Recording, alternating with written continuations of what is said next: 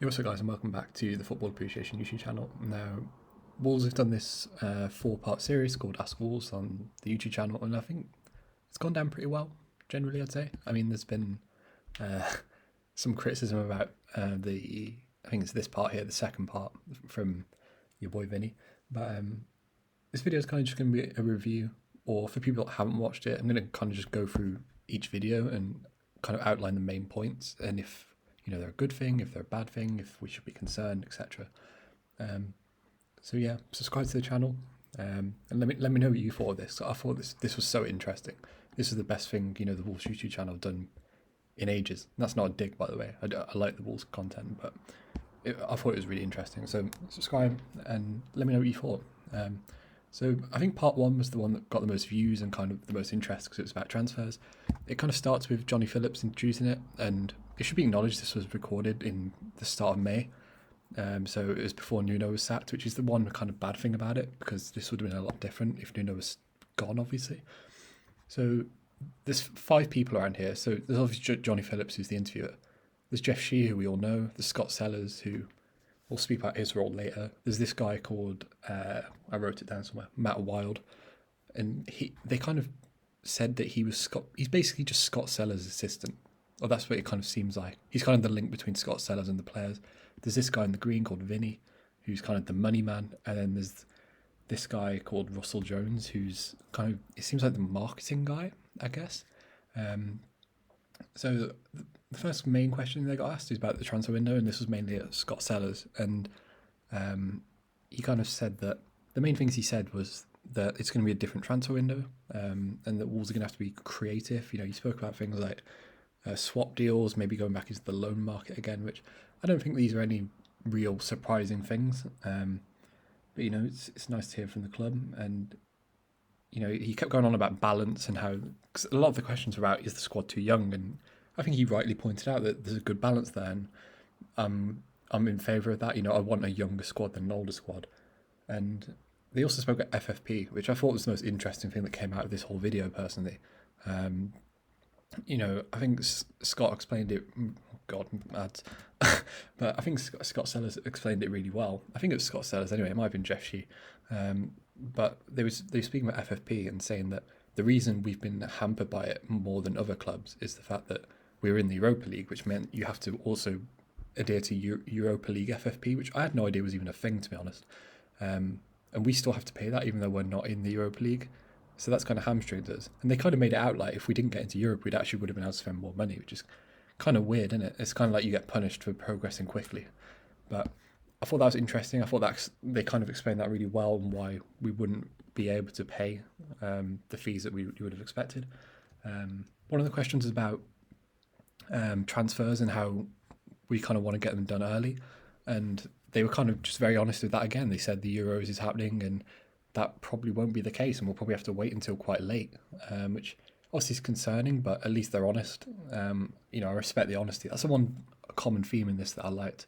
I think they were very honest. They also spoke about the squad size. They said they wanted a bigger squad, which, I think that's a good sign to everyone. And this was when NUNO was there, by the way, so I assume that will carry on with Bruno Lage.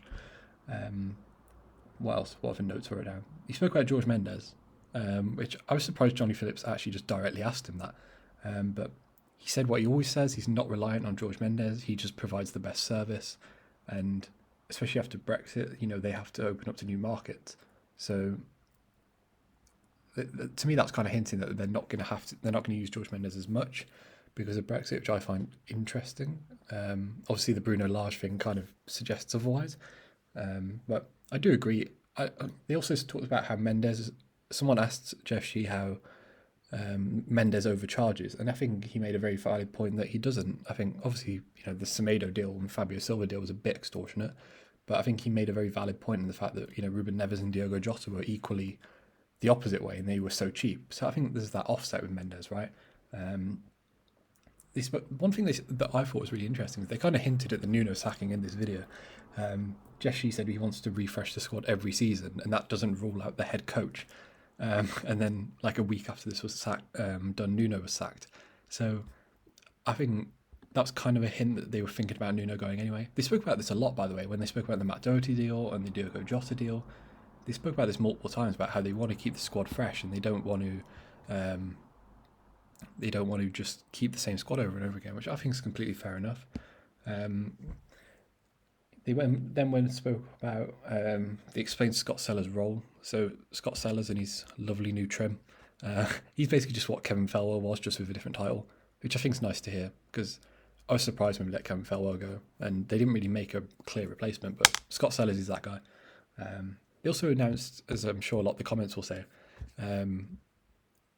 nope, probably not, but Neves' contract's actually till 2024, which makes my Ruben Neves video that I made absolutely pointless, but whatever. But that's great news. Then Jeff started speaking about Fabio Silva, and he was very, very complimentary, which I thought was really nice of Jeff.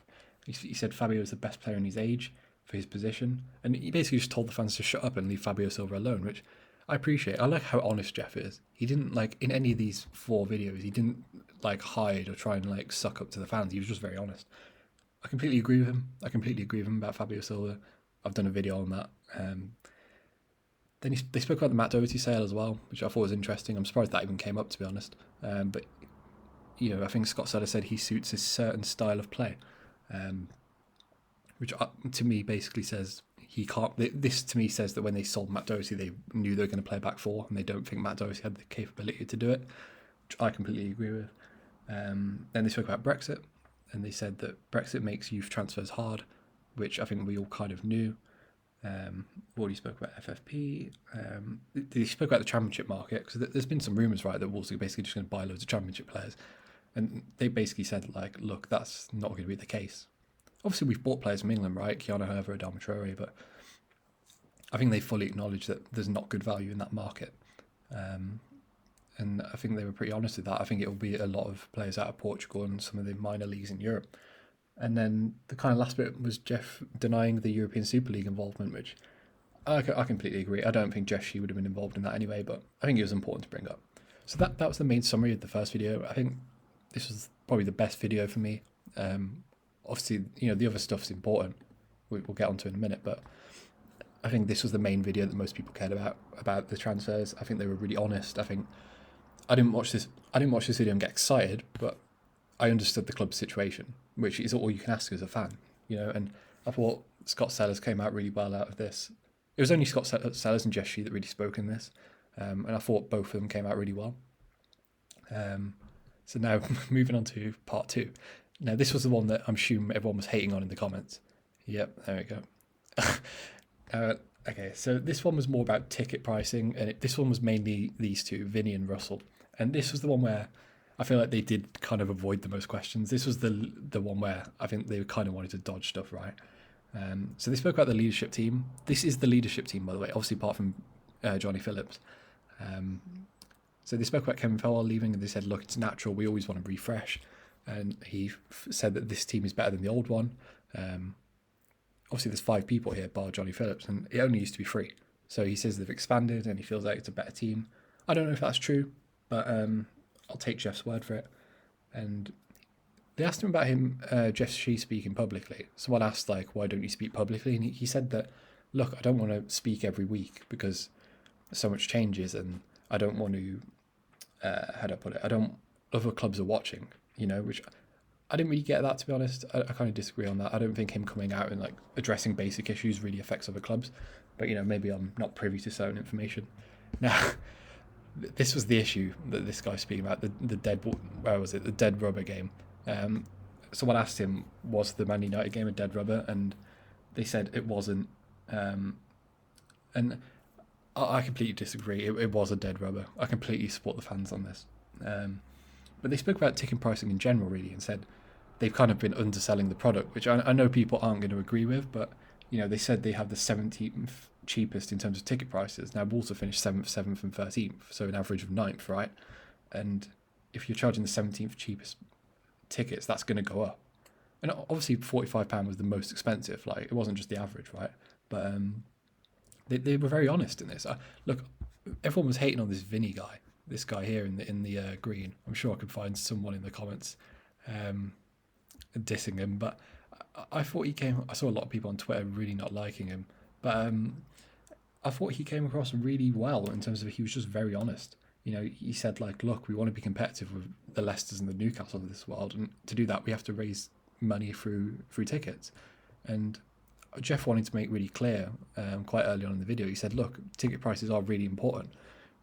Fans just act like they're not, but they're huge for commercial revenue, which I think most people understand, but some people probably don't. And the thing that Vinny was constantly on about was getting the right balance. He didn't want to rip people off, but he didn't want to undersell the product, which I think is completely fair enough for a guy in this guy's position. Like, he's the money man, and I assume he doesn't support Wolves, but he's got to be realistic with his product. He can't just undercharge, otherwise he'll fail to match criteria. So I didn't really have an issue with anything that Vinny said regarding ticket prices. I disagree with him on the fact that the Man United game wasn't a dead rubber. It fully was a dead rubber. But I thought on the tickets thing he was very realistic and very honest, and they kind of dodged the question about pricing fans out, but I can kind of understand why. And it's just one of those things, What else did they speak? So they spoke about foreign fans on Twitter. This was one of the things I disagreed with. They kind of made it out like fans on Twitter were kind of just automatically fans. I completely disagree with that. I follow Tottenham on Twitter. I follow Man City on Twitter. I watch their videos every so often. Doesn't mean I support those clubs. So I kind of disagreed with them on that. Jeff spoke about kind of this concept of Ask Wolves, and that it kind of will be a more regular thing because he feels that Fans Parliament was rubbish. Again, I fully agree with him on that. I never saw the point in Fans Parliament. It wasn't recorded. No one got to watch it. There was like 20, 30 fans there. It was absolutely pointless. I completely agree with him on that. They spoke at the stadium as well towards the end. That was the main thing they spoke to in the last bit of the video. They kind of made it out like, look, there's not a low interest loan we can get right now. So we'd be having to pay high interest rates over 15, 20 years on a stadium. It's not worth it. And that they want to prioritise even the academy or the women's team over the stadium development, which I think is fair enough. Obviously, the Steve Ball stand would be the one where minor changes would be made, but they kind of made it very clear, look, there's no changes to the stadium that are happening anytime soon, which I think is fair enough. I don't think any Wolves fans are really that arsed about having like a 50k ground anytime soon. So that was basically this video, ticketing the stadium and what the leadership team is. I thought the leadership team came out pretty well. The ticketing was a bit dodgy in terms of the Man United game, but I understood it generally. And the stadium, I don't think anyone really cares about the stadium, to be honest. So part 3, I think this was the least interesting part for me. They started speaking at the start about how to make the club more eco-friendly. I personally I just don't care at all. They spoke about global followers and how they've gone from having 500,000 to 7 million. Again, I really don't care about that at all. I thought it was interesting how they compared themselves and said they wanted to be like Red Bull and the RB setup, which I found really interesting. So I don't know if they meant that as a football thing or the fact that RB are kind of in other sports and they want Wolves to be another brand. I assume they meant it in a football thing. The fact that RB have so many clubs across Europe and they have this constant revolving door of young managers. I hope that's kind of what they meant, because I think the way RB Salzburg and Leipzig and Red Bulls are set up is really well done. Obviously, they have that academy in Africa as well, which gets a lot of talent out of like Mali and Guinea. I think, RB is something Wolves should look to. I think most clubs should. So I thought that was interesting. They spoke about the Castor deal as well, which I personally, when this, it was like a few weeks, Wolves announced Castori kit deal. Honestly, I couldn't care less. I don't care who sponsors Wolves kits. But it was interesting the way they spoke about it. And this is why they should do these sort of videos, so Wolves fans can understand why they've made these decisions. They spoke about how the Castor kit's so good for them because they have manufacturing control. So normally Adidas or Nike or whoever sponsors the Wolves kit kind of has full control of what Wolves can do with that kit. That's not the case anymore. And Wolves can make as many of the kits they want. They have complete control over that. And it's not just a stock kit like normally. You know how you get like the Adidas kit and like Leicester have the same kit as you. That's not the case anymore. So that kind of got me weirdly excited about the Castor deal. I don't know why they didn't just say that in this introduction video. So that was interesting. I enjoyed that bit. They spoke about gambling sponsors and said they don't really care. I completely agree with that. I don't care about having gambling sponsors. It's no issue for me. But I get there's like religious things and ethical things around that. But personally, I don't really care.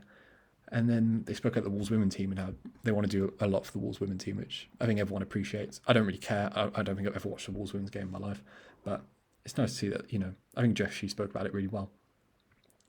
So that was part 3. Again, I don't think part 3 was the most interesting one. It was probably way too long. But I think the most interesting thing was the RB part and the Castor deal, personally. And this one was more about, I thought Russell and Vinny kind of came across way better in this one than they did in part 2. And then part 4 was, I watched this like 10 minutes ago before I started this. I thought this was interesting in the fact that it was only Jeff Shee, and it was kind of just more of a personal interview. There wasn't really much to, like, I was making my notes for this video, and there wasn't really anything I could write, to be honest. He made it clear that Fosun aren't going to sell anytime soon, and they're in it for the long term, which I think is nice to hear. He addressed the Chinese government thing, because there's been a lot of things about the Chinese government, right, and how apparently they want to kind of pull money out of football. And Jeff kind of said, look, we have no obligation to the Chinese government. That won't be an issue. I thought it was interesting how he said, look, I don't care about fan pressure and fan opinion. I have to make decisions based on logic and money and rationale, not on fan panic. And I completely agree with that. That was really nice to hear. I didn't want him to come out and just pretend like he listens to all the fans and listens to the fans on key decisions. I don't think that's what an owner should be. So that was nice to hear. Johnny asked him about what he's learned, and he said it's kind of harder to break into the top 6 than he expected, which I think is a very honest thing to say, and I appreciate that. God, more ads. But yeah, I appreciate that. You want honesty from these people. You don't want them to lie and say, oh, it's been really easy. Again, he just, towards the end, he said, look, I just want the fans to trust me. I feel like I've done a good job, and I feel like I've earned that respect. And I think that's fair enough. He spoke about his family and stuff, but this one was kind of just, if you care about Jeff Shee and Fosun, watch this one. But this was the least interesting one, probably. It was nice to hear, but it probably didn't need to be 30 minutes long. So that was the series overall, the 4 parts. Personally, as a Wolves fan listening to this, I've seen some fans on Twitter say they feel like the club has lost their soul and that they feel even more disconnected to the club after watching this. I completely disagree. I feel way more confident knowing that these 5 people are the ones making the decisions. I felt they were very honest about the transfers, which I appreciate. It wasn't the most inspiring thing to hear, but at least they were honest. Same with the tickets. I get that it's hard and it's an emotional topic, but at least they were honest. I fully respected that about ticket prices and about the Man United game, although I completely disagree with them on that. The third part, I just didn't really see the point in, to be honest, but I thought the RB thing was a really interesting comparison. Obviously, the Bordeaux thing is kind of fake and they're not going to buy Bordeaux, but maybe we'll see something like that in the future. And this was kind of just a little nice way to get to know Big Jeff Shee. But let me know what you thought in the comments about this and what the main things you learned from it, or subscribe. And yeah, peace.